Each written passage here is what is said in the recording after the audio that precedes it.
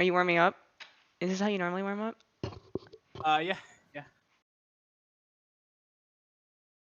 Oh, did you start it? Yep, I just started it. Let me Oh, cool. send it out.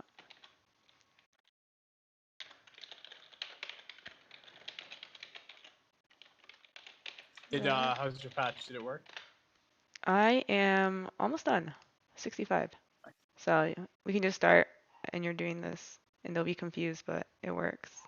And it looks like I'm killing it. Yeah, yeah, yeah. That's the goal.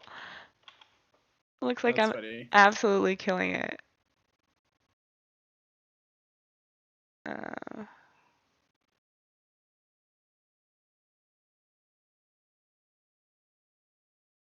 uh,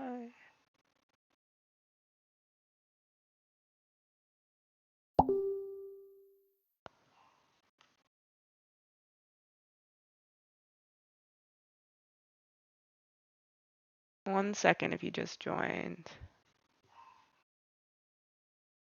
Thanks. I know I'm killing it.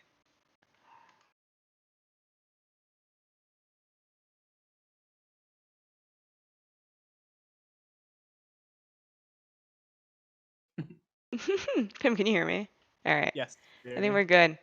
Um, if you just joined, we're running a little bit late since I ran into some technical difficulties, but we're redownloading Rocket League, and in the meantime, you can see me warm up.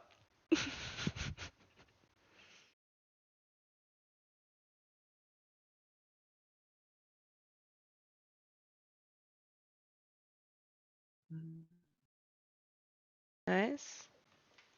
All right. I think we can go ahead and get started. Let me post on one group. I think more people are curious.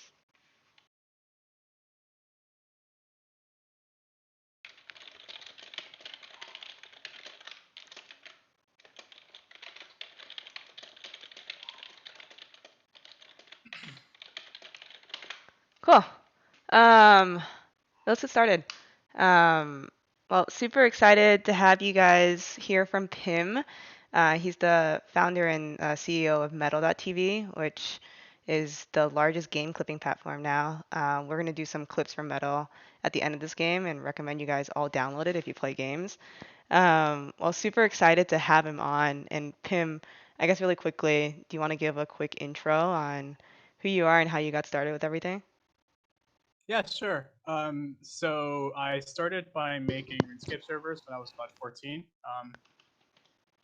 With some of the people that I still work very closely with today, ended up building the largest server on the planet at the time for RuneScape. So um, grew it into about 1.5 million in annual revenue by the time we were 18, which was really fun. And then um, after that, spent 2.5 years working for Dr. Without Borders on sort of medical technology. So I worked in GIS, where essentially like built mapping algorithms from satellite data, and worked on uh, worked as a product manager and engineer inside their epidemiology unit actually during the Ebola outbreak. Cool. So did that for 2.5 years, and then decided with my co-founders at the time that we wanted to start another company, and that ended up being a game called Get Wrecked, which was a mobile game, um, Mhm. and yeah, ended up realizing when we were building mobile games how hard it was to distribute new games. And uh, I mean, the story is basically we were so we self funded our gaming company with about 150K, and we raised a friends and family round when we were about halfway done with the game to finish it. And yeah, we had maybe 10K left in the bank, and my co-founder Josh and I, we had already given most of our engineers notice actually, um, and our team noticed that it wasn't going to work. We basically told them that we weren't going to be able to make payroll like the next month or so, and that they should start looking for other jobs while we finished some of the updates. And maybe there was a miracle, but we basically we had basically thrown the towel at that point. And so I'm an engineer, and my co-founder Josh also an engineer. So we worked on this prototype for Metal like maybe the way that we can actually distribute our game and get some eyeballs on it was to build this like app that just collected the best clips from all around the internet that day and showed it to people. And So Josh built the Discord bot, which basically would just like collect clips from Discord servers that people posted, and then Mhm. I built the mobile app, which at the time, and we posted it actually to the Rocket League subreddit. So ironically, same game we're playing now. Um, we posted to the Rocket League subreddit, got a lot of traction in there, and ended up raising our seed round shortly after that. So yeah, that's that's the story of Metal. And now fast forward to I guess today. Yeah, we're largest clipping platform in the market, um, and yeah, excited to speak with you today. Cool. No, that's super cool. And you touched on a lot of interesting things. I feel like you have a very like not traditional path to starting a company, but I guess everybody has a different path. Really Yep. quickly, how did you get your RuneScape server so big? I know you were pretty young when you started it, Um, but like how did that yeah. grow? So a few ways. So I had a YouTube channel, and I actually made RuneScape videos of the original game, and I had about I think 40,000 subscribers at the time. This was back in like I don't remember like 2010 or so. And so that was a lot of subscribers back then. You got like a lot more engagement on that many subs than you do today. Mhm. Um, and so I started well, a few things. I didn't really love being a YouTuber, so I was like, I'm not like a very I guess outgoing person, so I didn't like going on camera, and I sort of fell in love with coding. So I was like, yeah, I kind of want to just like build games and start private servers. So I started working on RuneScape servers, and I mean, I tried like 6 different RuneScape servers before I did the one that actually ended up taking off. Like I can name all of them. Uh-huh.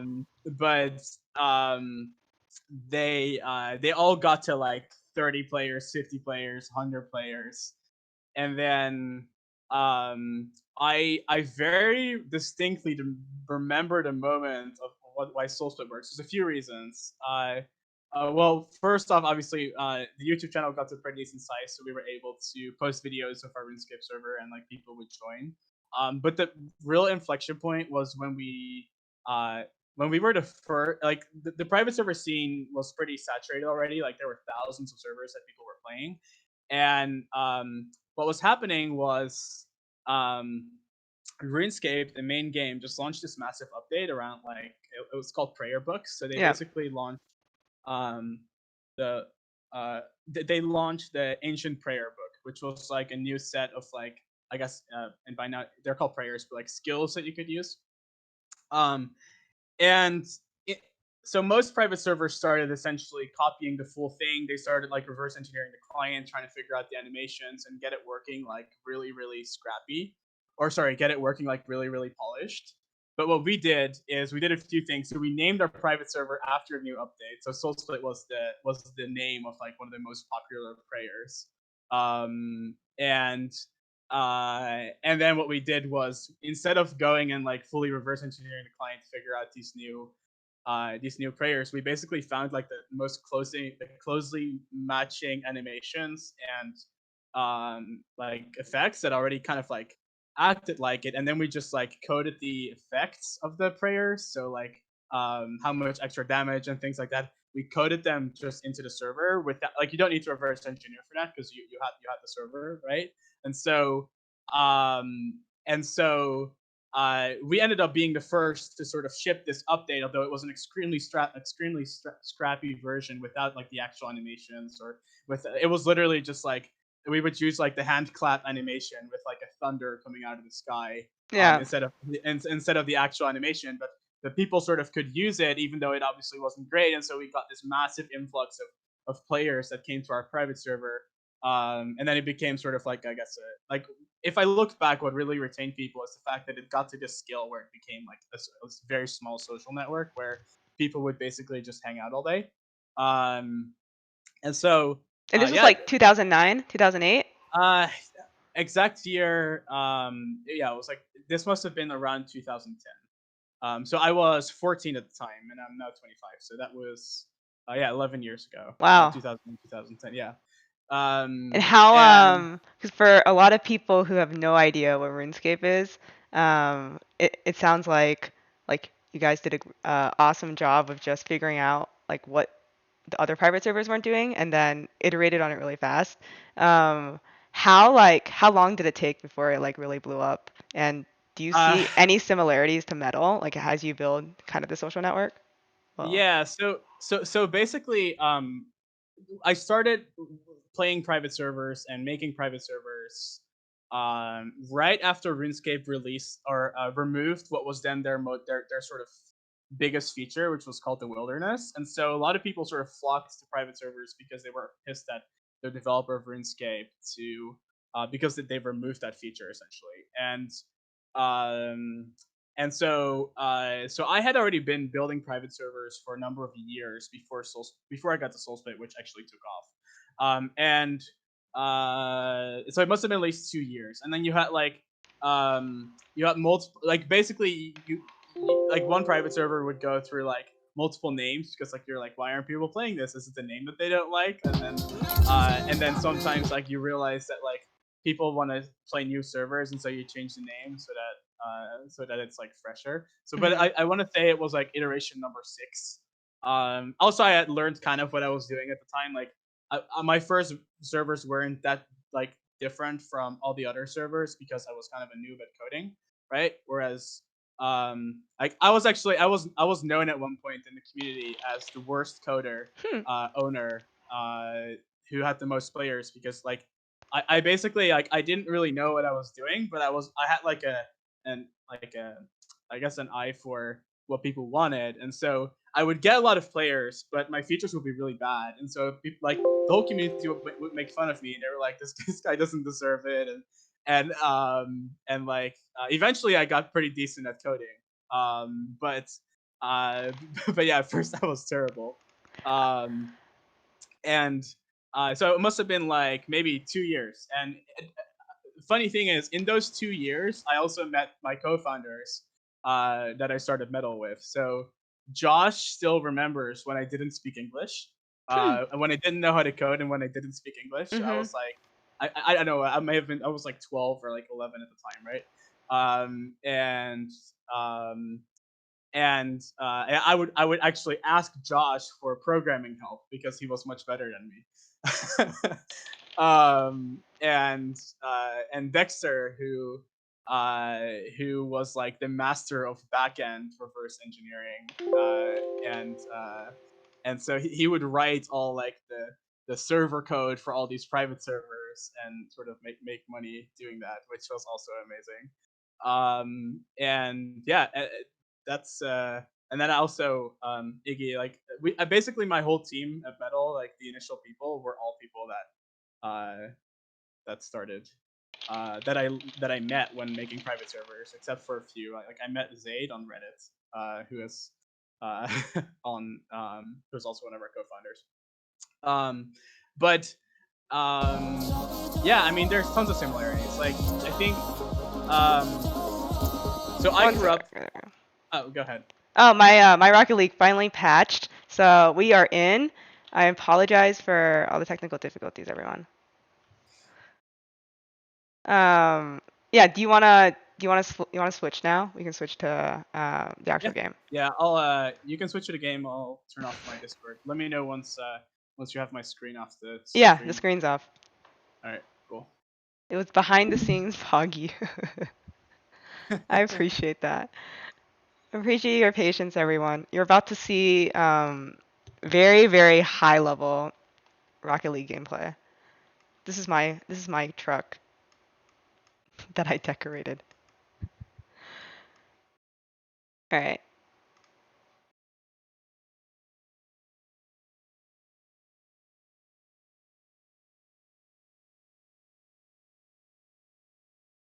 Yeah, I think we may have some people from the metal community joining. Don't know how many people saw my last minute message, Oh, cool. but yeah, Awesome. I think we're gonna be answering some questions from them as well. Awesome. I'm excited for it. Hmm. People are saying, "Why are you such a G?" That's how it's starting already. That's the question. Mhm.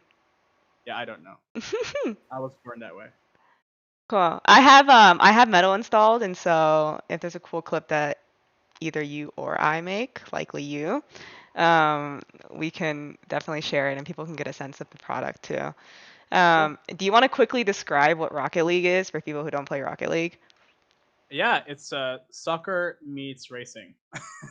You basically play soccer with a car, and there is. I mean, the thing that I love about Rocket League is there's like the meta changes so much that there is like really no skill ceiling. Um, and it's and they have really good matchmaking. So like no matter where you're at, you can always sort of have fun playing against other people. And it's also like one of the other reasons I just love this game is because it is one of the I think one of the first uh, like ball sports that you can play online like this with which have like real time physics that are actually really good. So I mean the and also there's no cheating essentially. So in Rocket League there because the servers essentially dictate the movement of the ball and because everything is so movement based and so different like and that there you don't have things like aimbots or anything like that make the gameplay worse, and so it's one of the only games that you don't rage quit because there's cheaters everywhere, if that makes sense. So Nice. that's I was going to say yeah. this is Monster Car meets soccer, literally that. And so I am I think there's three you have three different cars to choose from, right? Um, and which one's like your main, or do you have a main, or does it just depend I on I like play Octane, so Octane is like the meta, I guess. There's also Fennec, which I'll play a little bit later, but yeah, they have I think they have six different hitboxes. So there are six different hitboxes that then there's like 20 something different car models, I believe. okay, got it. All right, so it's a ton. I only have access to three, so Yeah, I guess I have to unlock those. But cool. I might pull out the Fortnite bus later just for fun. Are you? Oh, you're in training. I'll invite you. I just saw that. All right, let me. Oh, you're gonna invite me to the party, right? Yeah, I just invited you. Okay. And then you're getting more questions on metal. Someone asked, can you describe metal in general? I realize we went through a lot of stuff, but just getting a really quick sense of how the product works.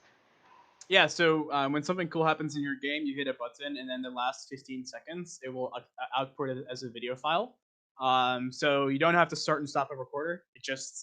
Um, it basically just records what happens without you ever have to think about starting or stopping recording because we automatically detect that you're playing a game, and so it becomes this really natural way of capturing all the moments that happen when you're playing games with your friends. And so um, by default it's 15 seconds, but you can change it to whatever you want, and then there is a big sharing platform that's behind it. So people share clips with each other, and then the platform eventually got to a size where people also started viewing each other's clips, and so there's then once you share things, there's like this viewership aspect to it. But the most people, they find a lot of the value in how quick and easy it is to just share the moments that happen to you when you're playing games. um, so think about it like not like Twitch where you're streaming, but this is essentially for all the people that don't want to stream and still want to just enjoy, quickly sharing the moments they experience in the games. Nice. Someone asked as a follow-up, how do you guys generate revenue?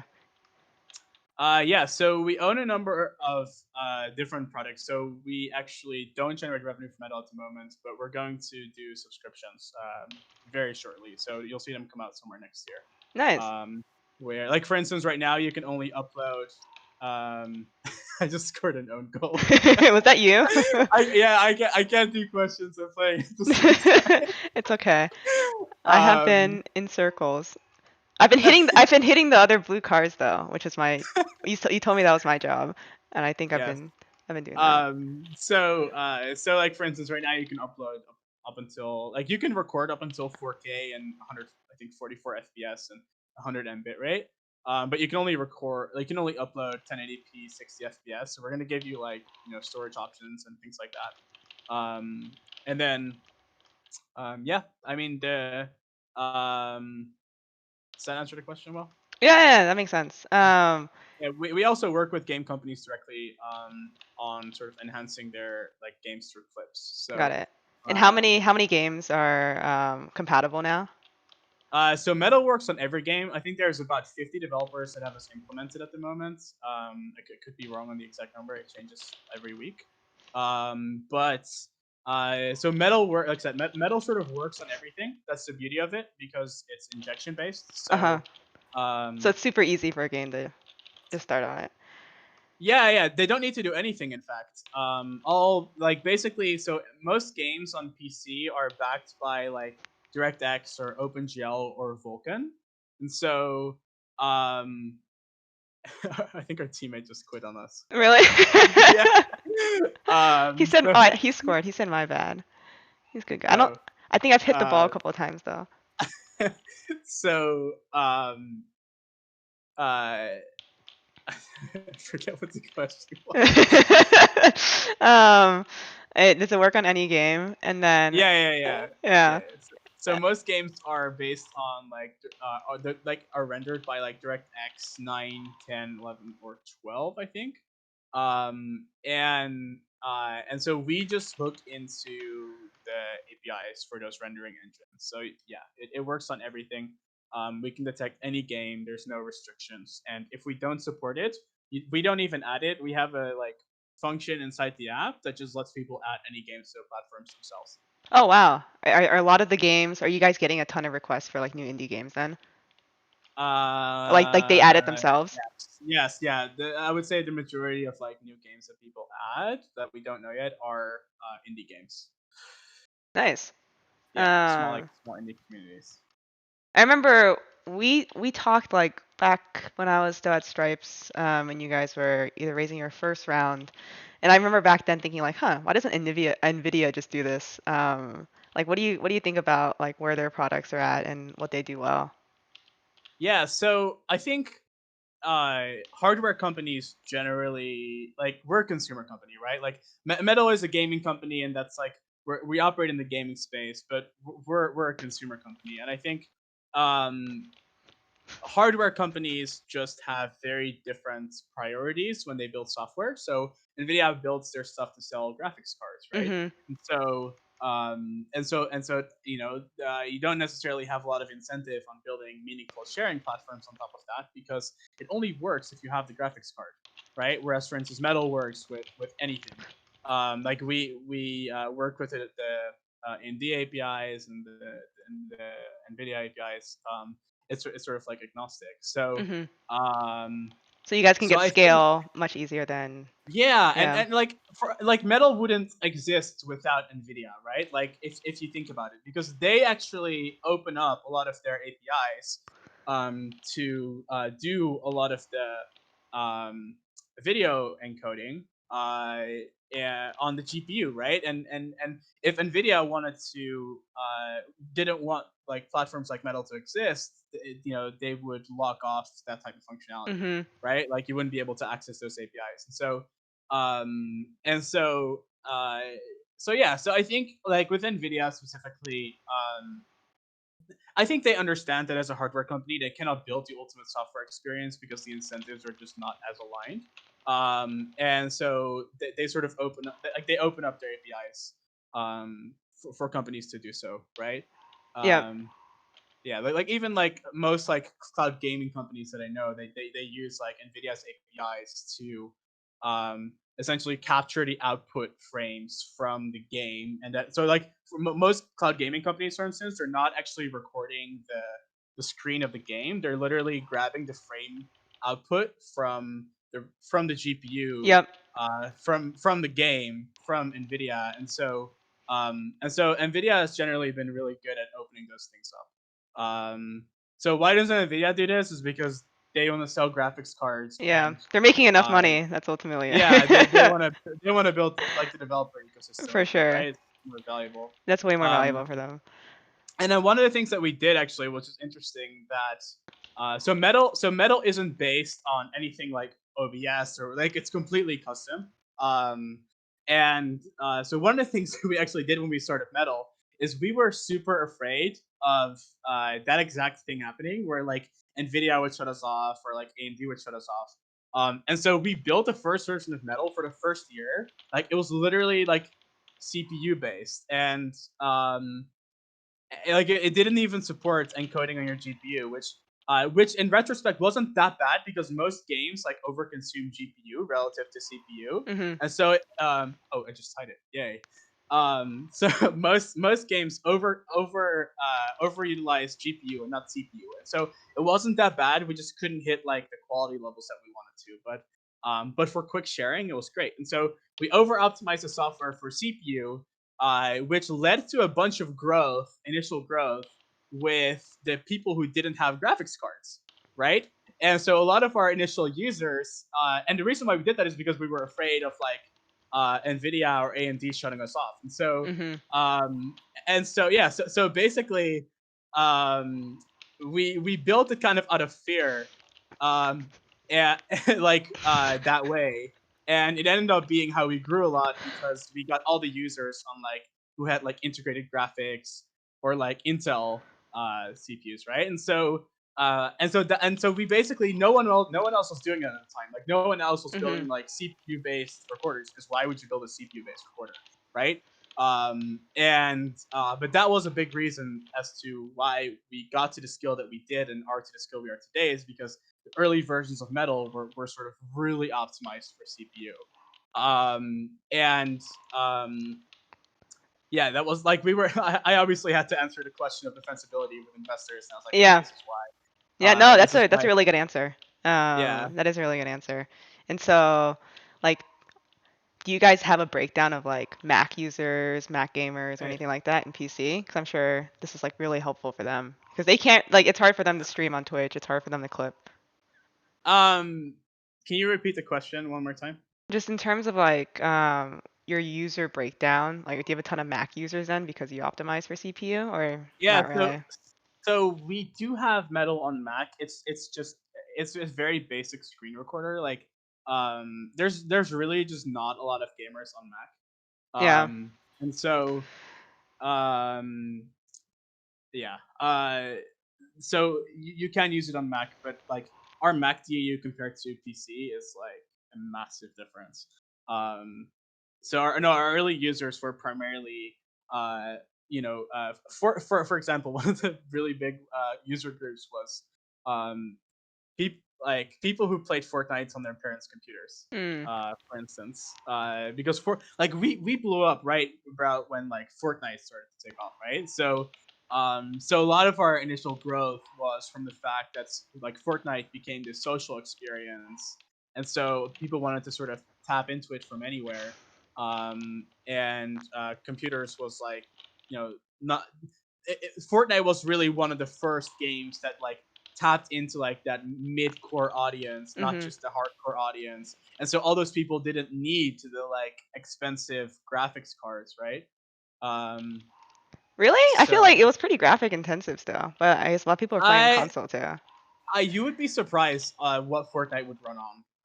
They did a like you could run Fortnite really graphic intensively, but especially later, like I it was very very optimized.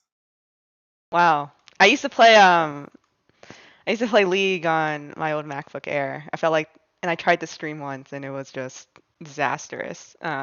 Even if I ran everything on low settings. So if I think back to that time, that's Uh, why I asked about Mac users because I started I playing on don't Mac. know about Mac. I know about PC being optimized. I don't know about Mac because you have to remember I'm from Europe, so most of the parents where I'm from actually use Windows PCs and not Oh, Mac okay. PCs. I think in the US that might be a little bit different.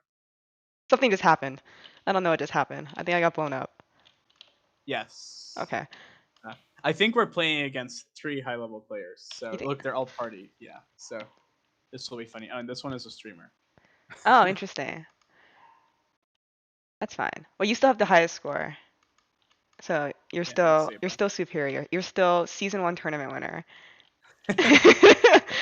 um, there's a couple other questions. People are saying, what does metal look like in 10 years? Like, where does this go? um, like I explained this. uh, to a lot of people. Like I think um, we are experiencing as many memories, especially now with COVID, in digital worlds like games as we're experiencing in the real world. And during COVID, especially, it's probably even more. And so the where metal is 10 years from now is first and foremost, it's the place where all your memories with all your friends live, Mhm. that you've experienced not in the real world but in the digital world. And the digital world and like 3D experiences keep on expanding, right? So like, that will scale from where we're currently it's mostly gameplay. It's like we're already seeing lots of engagement around things like concerts and Roblox and Fortnite. And so all of that engagement is essentially moving to the virtual world. So that is the first and foremost thing. And the second thing is we think that those moments are one of the like lowest barrier to entry ways to actually stay in touch with friends. And there isn't just really a place where gamers can share moments, and that is really just about that sort of your identity as a gamer and and expressing that through moments that you experience, right? And so on top of that, it will be the place where hopefully you also connect with a lot of other gamers. And And are um, you guys seeing that already? Like people finding and making yes, friends on the platform? yeah, yeah. Especially in the last year with COVID, like Mhm. my most of my Discord friends group, that I play like Rocket League with, I've met them on Metal because I can see how good they are through their clips, um, Oh gosh, and I then hope they're not watching this. I really hope they're not watching this. I don't know.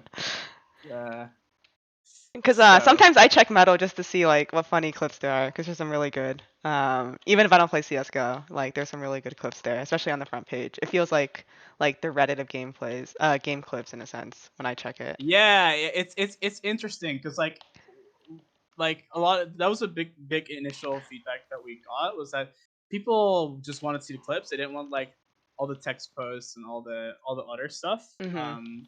And so yeah, I mean, uh definitely, that's a big reason for it. We basically, if you use our web app, it's very much optimized for that.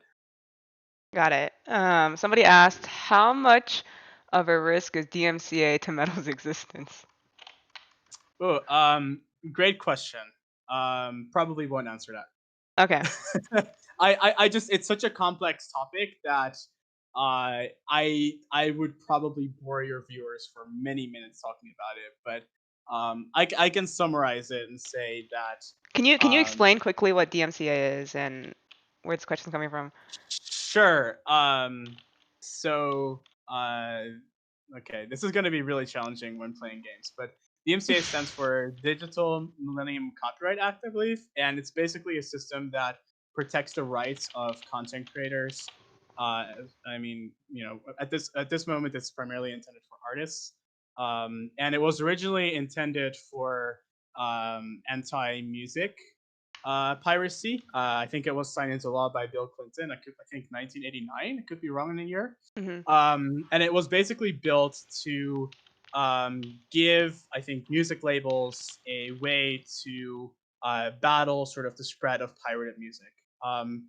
But the bill, in the way that it was written, it was quite broad, and so there's actually a lot of discussion about like what is the actual meaning versus like what is the meaning that is being used in for context today, where it's essentially being used to force platforms to remove any type of content.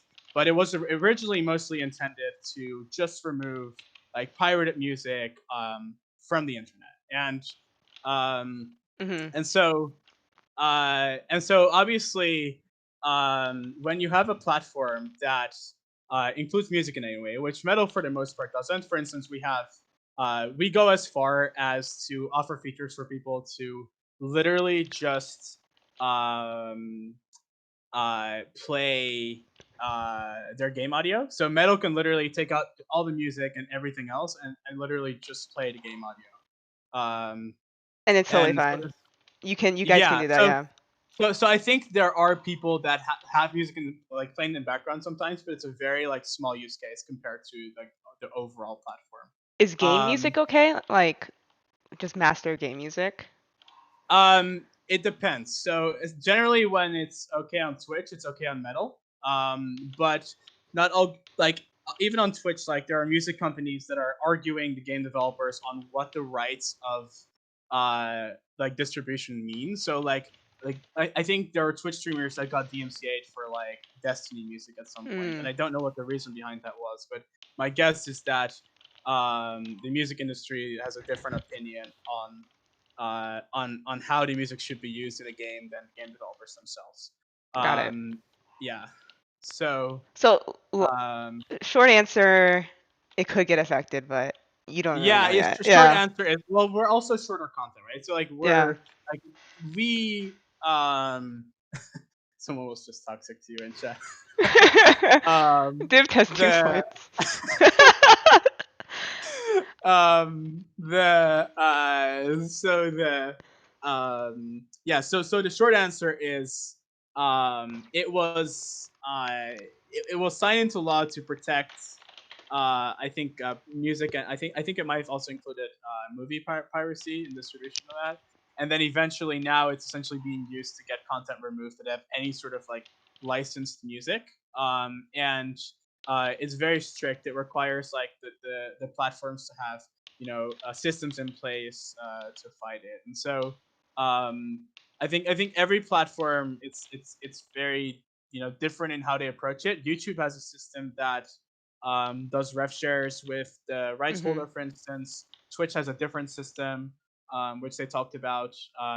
We're building our system, obviously, and um, it all depends on like you just don't want to knowingly, um, infringe on the rights of people, and as a in the end as a platform you don't have you don't have control over all the things your users upload. So DMCA is like it basically allows platforms to not have the risk of being held liable for the content on their platforms as long as certain conditions are met, I believe. And those conditions are responding to takedown notices. I believe there's like within X amount of days, um, and um, and I don't know if there are any legal requirements for punishing creators that like um, that uh, that like repeatedly use pirated music, but there might also be something like that in there where In the future. basically yeah so it's basically it was intended for people who again like illegally like stream music, like I guess back in like the LimeWire days, and this was way before LimeWire, but like those type of software, And um now they're being and more then serious about it with and yeah, some of this well, stuff. now they've sort of broadened it to include like, oh, if your Twitch and part of the video contains a licensed song, even though it wasn't intentional, you can't actually download it. Like that is up for interpretation because it's still it's obviously on the platform, but like it's not. I don't think that's initially what the bill was intended for. Got And it. so and so yeah, so that's what it is. So that's, and I hope I didn't bore everyone to death with that, No, but no, I thought you did a good job while you were scoring 2 goals in our last game. um, Um, and but then, yes, yeah, and then generally, I guess switching topics a little bit to more of you as a founder and as like a gaming like CEO now. What are like things that you just did not expect at all as you were getting started with everything? Like, what's been the uh, hardest for you? oh, the hardest. So I'm an engineer, and I mean, there was a point in metal history where like I was up coding. Like there was a very particular point where I remember where I showed up to a board meeting in the wrong city, Oh, wow. and because I had been coding all night just on updates, and so I had agreed that I would be in London for a board meeting, and I actually ended up flying to San Francisco with one of our other investors and just taking it from their office and sort of Hmm. bailed out on flying to Europe because I had just been coding literally all night, and I canceled my flight, and I was like, I'm not doing this. And I remember that was the same board meeting that my board was basically like, "Dude, you have to stop coding, like you have to start managing and like expanding your team." And I think for me, like that's been the hardest is like I am such a builder, right? And like I'm an engineer, so like I love to code and build things, and like um everyone builds in different ways. So learning how to become a manager and really love working with people has been like for me that transition it has been quite difficult. Like now I obviously have amazing people like my COO Aurora who like is amazing with management specifically and helps out on that and we just hired Dan from Reddit who is also an incredible manager um uh and um and so we've been able to hire really well I think to make up for it but like learning how to transition from like building like writing code into you know Mhm. essentially building culture right has been definitely the most challenging. I think.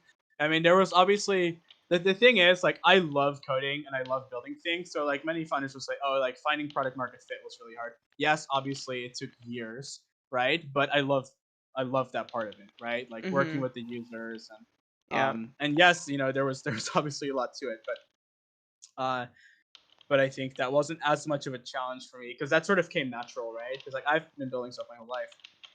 Um, that yeah, that other stuff was harder. If that makes sense. Yeah, that makes sense. I feel like a lot of Um, engineers, I hear that from a lot of engineers, just being able to manage culture, becoming a manager and getting out of the product and the code is like their biggest challenge. yeah, yeah, um, What do you yeah, like? for What do you sure. like the best about it now? Like what gets Uh, you really excited every morning, every oh, Monday I mean, morning? yeah, I so we do product demos at the whole company every 2 weeks on like Friday, and I every week I just see that teams work together better, and like we find out like I just find that like looking back like as like that being my biggest challenge, having like I think we're far from great, right? But having figured out the like really what gets people excited and how to build things together in larger groups and like uh go you know how they say if you want to go I think it's if you want to go fast go alone or if you Hmm. want to go far go Something together like that. That like sounds right. That I don't know sounds the right. exact say but really like seeing just like building 10 times more stuff with so many people at a much higher pace has been just like it's almost like I went from being an engineer of code to like being an engineer of organizations and like it's like not a very different skill set. It's the same way you analyze problems. And so that change and like seeing how much we can ship as a team and how quickly we can move and sort of push out features and just really move shipping lots of really cool features for our users every week. It's like I love that part of the job. That's So awesome. um, Do you have any yeah, advice for any future founders or founders that are watching right now? yeah. So I started before Metal. I tried starting a few projects and companies that I truly knew in my heart I wasn't that passionate about. I just thought they would make good money, and I never ended up sticking with them for very long because I didn't have that like and that same thing didn't really drive me. And so I kind of like I was failing at a few things like before I started metal and like I just realized that like when I started working on things that I just knew I woke up in the morning and you sort of know what to do, right? When you work on something that you love because you know the user and so work it like really working on like if you obviously have the privilege to be able to do it working on the things that you're passionate about is like one of the most rewarding things. I think that is the thing that really drove metal as a company that everyone who we worked on this with like just like genuinely loves games and genuinely felt that like this should exist, right? Hmm. And so work on the things that you love and the problems that you genuinely care about that you can work on the problem for 20 years, still get it all wrong, but still be excited to solve it the next day, right? And that is the same motivation that sort of drives you to, initially build a good product, but then also, that's the same thing that eventually then helps you win the market because you've been working on this problem for so long that like you get better at making decisions every day, right? Um, and so you don't notice it but like every time you learn and you learn and you learn so that's just that same drive then uh, eventually I think helps you, hire the right people and build the right culture and win the market. Yeah, no, that's super inspiring. I hope anyone who's thinking about starting a company can just follow their passion and think about that.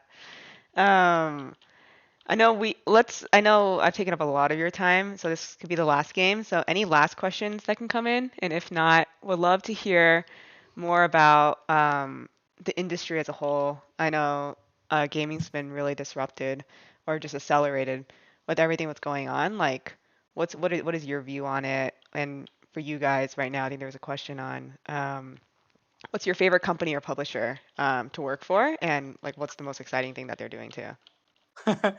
We're publisher agnostic. I can't answer that. um, uh, It's epic. so yeah, I can't say it. No, I don't know. I have to think about that. I think my favorite publisher is probably one that doesn't even exist yet. Um, like What does that the mean? type of like What does that mean? basically, I think gaming is gonna change so much that like I think my favorite publisher is a startup somewhere right now building a completely new type of gaming experience that I don't even know about yet. I think most of like the antiquated like publishing model is like, I think like my favorite publisher is probably like the people or like my favorite developer is like the people who work on games like Adopt Me on Roblox, because like they get community and Hmm. like they're gonna be the big like gaming companies of the future.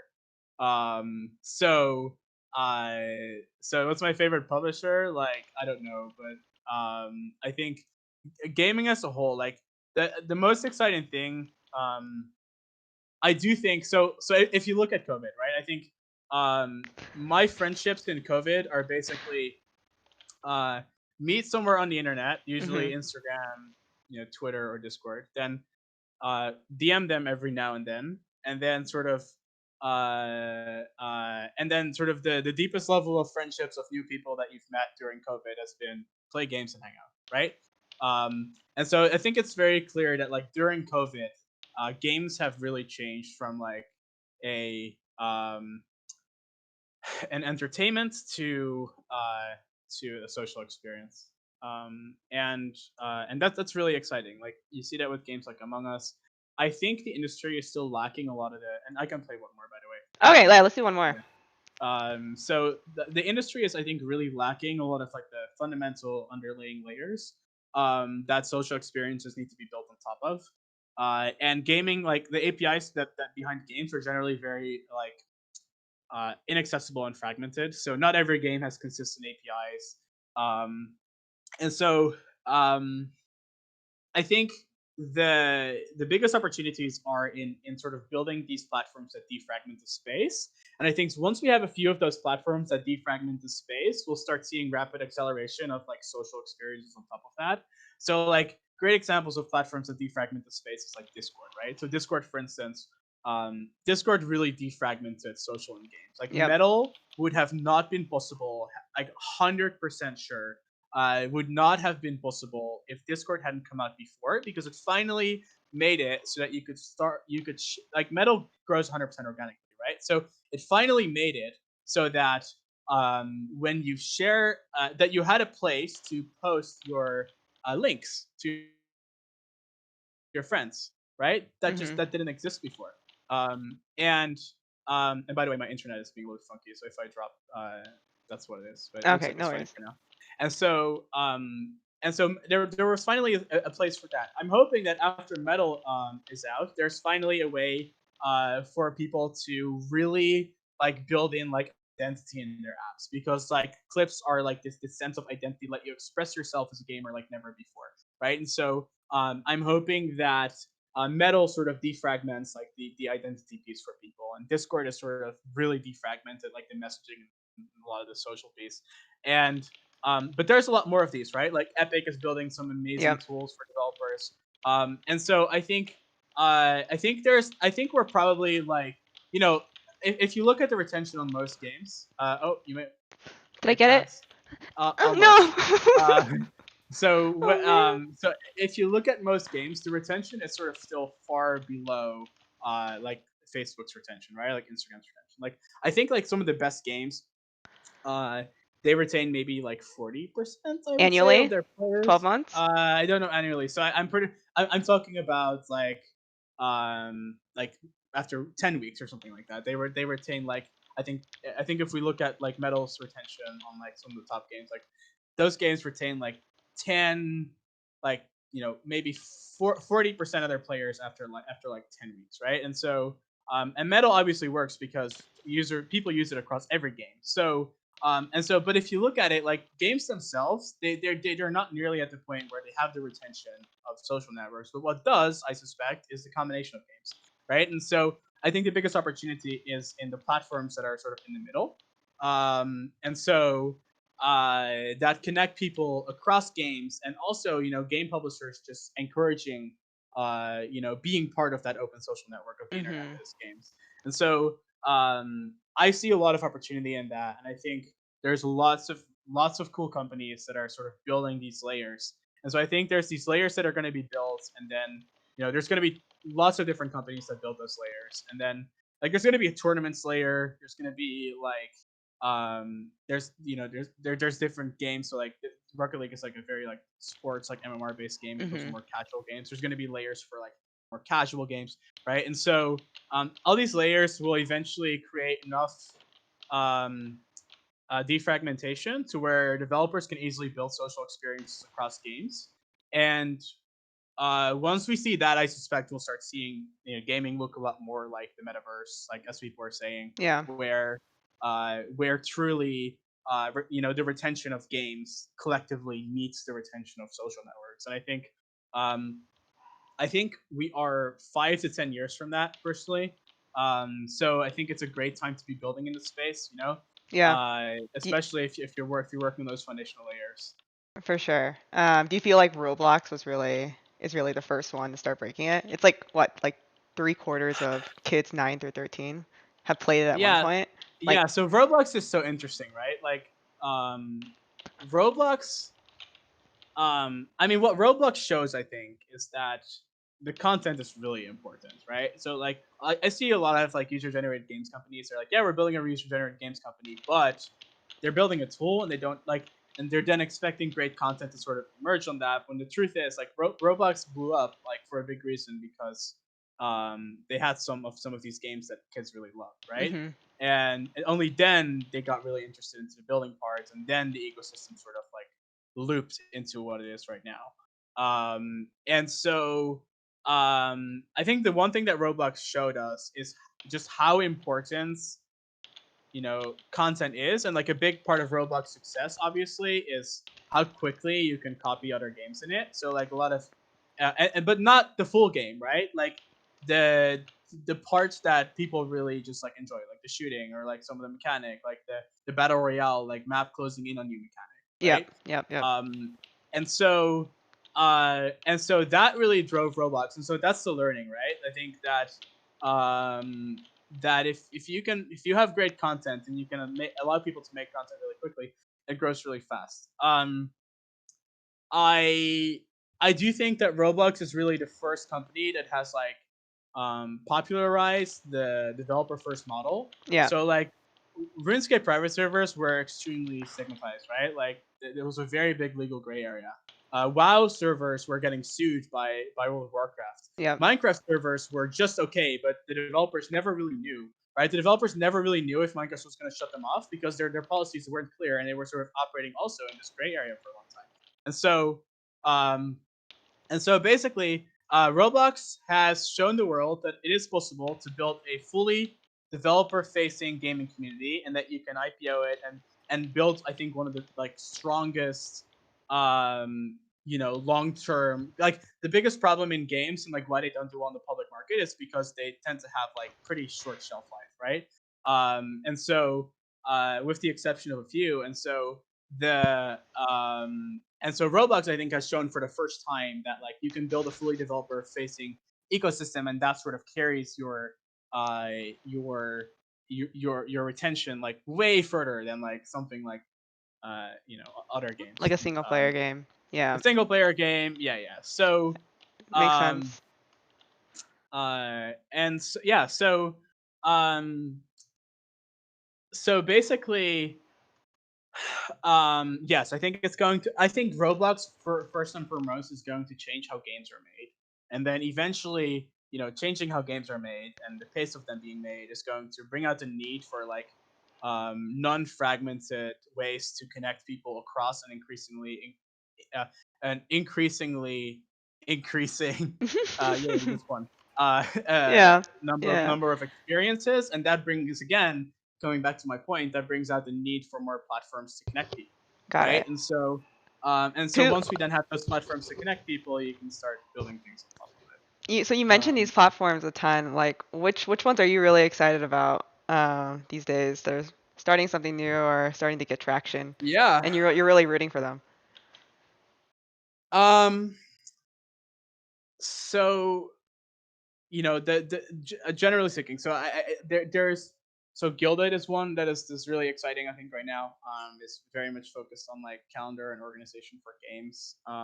You have Mayhem, which is like a tournaments platform, for instance. And I think they're doing really well, and just building really cool technology. And um, like they're sort of focusing on like the competitive aspect of it, and I think doing a pretty good job at it. One of the games companies that I'm most excited about in the space that most people don't know about is Tracker Network. So Tracker Network is a site that owns lots of different statistics based like websites like Fortnite Tracker, Rocket League Tracker, Mhm. PUBG Tracker, etc. And they all have it grouped into this one tracker network. And I think like skills and like MMR are going to be increasingly important to like how you connect people. And I think having that having that accessible in a non-fracted way is like usually exciting, and I'm pretty sure they're also profitable. And I know because it's a long game, like I'm very very excited about that company. I think, let's see. Um, yeah, and they're just like there's also just like an increasing amount of existing companies that are doubling down on games that I'm really excited about. Like I think YouTube continues to amaze with like how much engagement it can drive for games, right? Mhm. Um, so that's one, and yeah, I mean it's really exciting to see like how many people are building in the space, right? And obviously Discord is like Huge now, yeah. A huge, lot yeah. of people that don't So even game, they really expanded out. They've done a great yes, job. It's just a great product. exactly, and yeah, this Discord is really interesting because like I think Discord, one of their biggest effects on the market is they're going to show people that like you can launch really good consumer products to gamers and it can become a massive company. Like Discord opened up the market like crazy for consumer in games. And that is something I'll be forever grateful for, because I remember that after Discord came out, it became a lot easier to get funding for a gaming company because Discord did so incredibly well, right? Mhm. And so um, yeah, Do, so I do you think want to quickly touch on like what fundraising has been like for you guys in general? Like, you don't have to talk about any specific amounts, but what it was like when you were raising like your first round versus now yeah. and all that stuff. Yeah, so for reference, my seed round, it took 86 meetings to raise, and then our lead pulled our term sheet because they decided to fund a competitor instead, and we had to go have an 87th. And luckily that 87th meeting did end up leading the round, which was backed VC, which was it's a pretty small fund from London, and so it was really hard. Like it was like I completely, after my first round, I was completely, and this was like back in 2016. I was like, I'm never doing this again. Mhm. And by the way, I was a very bad fundraiser. I am, I'm much better now, but I think like I don't understand um I don't like overselling things. That's just my personality, and so That's all you it, do. That's how fundraising is. yeah, and that's what I don't like about it, right? And like Yeah. I never, I tried to never do that, and so like I would see other people's pitches, and I'd be like, yeah, but that's not really accurate, and that's not really accurate, and so I always tried to just be like really, really honest in like how I reflected things and like where I felt about things were going well and where I felt about things weren't going well, and I think that scared a lot of investors off.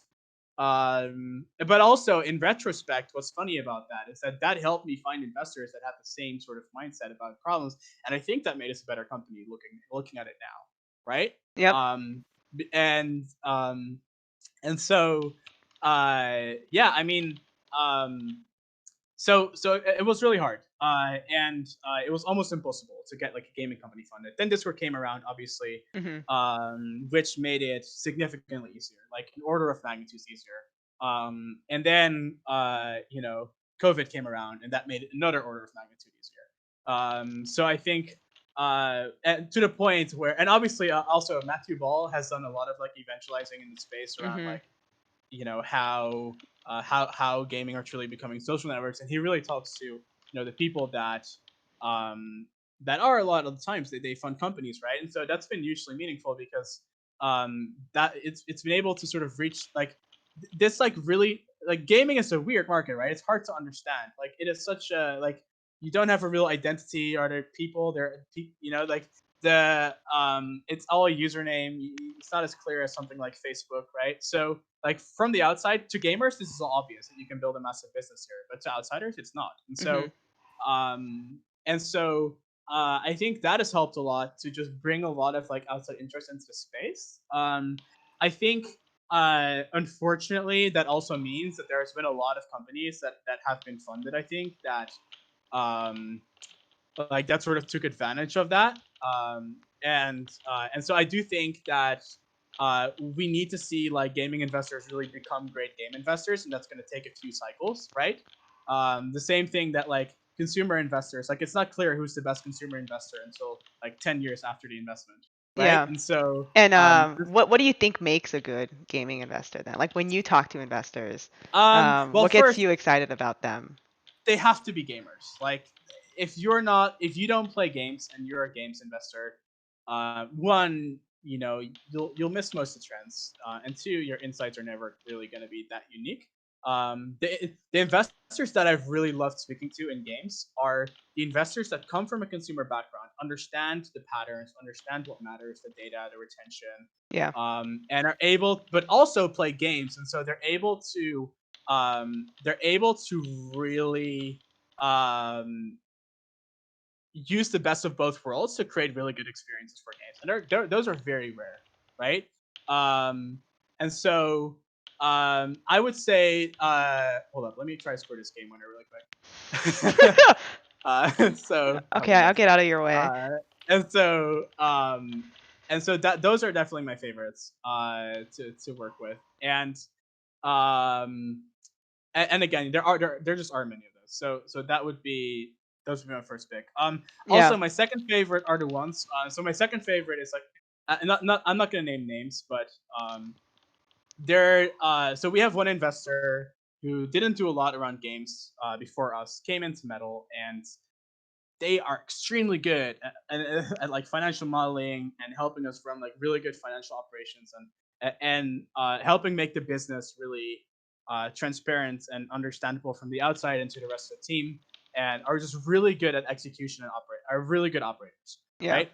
Do um, they all come from an operating background? Is that why? most of them, yeah. And so like they really helped us like build out models, for the business, and that doesn't matter until you're at a certain size, obviously. But that was something that like really added value. So a lot of gamers that come from like basically people who come from like a financial background and then are in the games industry, and then start investing, but they're also gamers. That has been really helpful because I think I think being very diligent about finances and spend and Super important. operations helps you build better companies because it's like at the source of most of your decisions, right? And so Totally.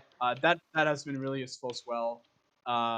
Yeah, I think that's the answer to that one. Nice. So now you Yeah. guys know if you want to invest in metal, you have to either be a consumer investor, but you game, or you have to just be really good at financial models, and you have to help him with that as he games. That's what it seems like. Yeah, or you have to be Bill Gurley, and then you can. And I'll then answer he'll take yes. any, no matter what, he'll take your money. That's funny. So it was. I know we're running up on time too. I don't want to take up too much. So it was 87 first meetings, or for 87 meetings for your first round. How how did that cut down in your next round So our Series A we raised actually in 2 days of fundraising at GDC. at So we GDC? obviously, yeah, 2 days into term sheet, yeah. Wow. But we came in with our data room prepared and with like everything ready to go. Also, we obviously had really good retention and user growth. Um, yeah, and also I will say our second round actually was a bridge round. Like we didn't we were like metal wasn't obvious until we started focusing on creators. Like we were a failing mobile app company with gaming clips for a long time, and to the point where I had to go back to my seed investors and basically say, hey guys, I want to go. Like basically what happened is we weren't doing well. Then we started doing fairly well, but we were on like 12 months of runway, and I had to make certain expenses in order to grow the company that only a Series A company would make because we were already on 12 months of runway, which Mhm. means I didn't really have much budget left, right? And so our second round was actually our existing investors that did our seed round doubling down and saying, yeah, we think there's something here. And then 3 months later, we raised the Series A at GDC. That's another thing another tip that I'll give people that work in the space. GDC and gaming conferences are a perfect time to raise because you can meet a lot of people at the same time. You don't end up wasting a ton of time getting pushed around because everyone's in the same city. All the decision makers are there, and it Yep. is a great time for raising in games. Like if literally, I have done most of my fundraising in my life at GDC and felt like it was spent effectively. All my other fundraising that I've done, I've always felt like it was a great learning experience. Obviously, going through all those meetings, but I wish it would have been 20 and not 87. Um, and a big reason for that, right, is because I'm meeting people all over the world at like different, different. Uh, different places in GDC, you have them all together. So my Series A still took I think 30 or 20 or 30 meetings to like get. I think we got like a few term sheets after 20 or 30 meetings, and that was obviously a huge accomplishment for me Yeah. because my first term sheet got pulled for me, and then my because they were funding a competitor, and then my second term sheet took 87 meetings, right? So getting two term sheets at GDC was obviously amazing, and then um the but yeah, GDC is really where an amazing GDC or any of the like there's a lot of gaming companies that are really bad for this, so you have to be very careful. But I can say GDC and probably E3 are amazing for fundraising. For um sure. All the investors are there. Everybody's there. yep, It's also a lot of fun for everyone. Everyone's in a good mood. it is Th- also a lot of fun, Yeah. yes. Well, they're tired because it's back-to-back meetings, but it is a lot of fun for everyone. Yes. Well, this has been awesome. I'm unfortunately didn't clip anything. I don't know if you clipped any of I, I yours. I was talking so heavily I clipped a few, Ah, but okay, like nice. So we we'll share some of the clips on Twitter, and really appreciate everybody tuning in, and especially Pim for absolutely killing it. As I drove around and he answered all the questions and scored the goals. So his back is definitely hurting right now, but really appreciate it. And you guys can tell Metal's doing really well. They went from needing 87 first meetings to getting a term sheet in 2 days. So you guys are killing it. I'm super happy for you. And yeah it's great to hear how passionate you still are for what you're building and what you guys are doing for creators in general. I'm really excited for what you guys are up to next. And you guys ship products so quickly. So excited for it. yeah cool, thank you. Yeah, of course. And Yeah. really, yeah, but definitely appreciating the whole metal community that tuned in. If there's anyone that you recommend that you think is interesting and you're excited about what they're doing, and would love to play a game that I can actually play too, and it Yeah, wouldn't be this yeah, experience for everybody. I got messages saying people are car sick, so I yeah. apologize for Really? that. Yeah. So yeah, anyone you guys recommend in your network too, I'd love to have them on, and we can talk about it later. Yeah, sounds good. Yeah, thanks for having me on. And I'll also, if anyone wants to ask any more questions, I'm on Twitter. You can reach me. Yep, and you guys Just can reach for him. flame messaging. And everybody who tuned in, download Metal. Start sharing your clips. Yes, Why are you playing games and not bragging about it to your friends yet? You have to show them that you're actually good. exactly, So this is the perfect exactly. time. Cool. Awesome. All right. Thanks, guys. Thanks for tuning in. Thanks for tuning in. Thanks, Pim. See ya.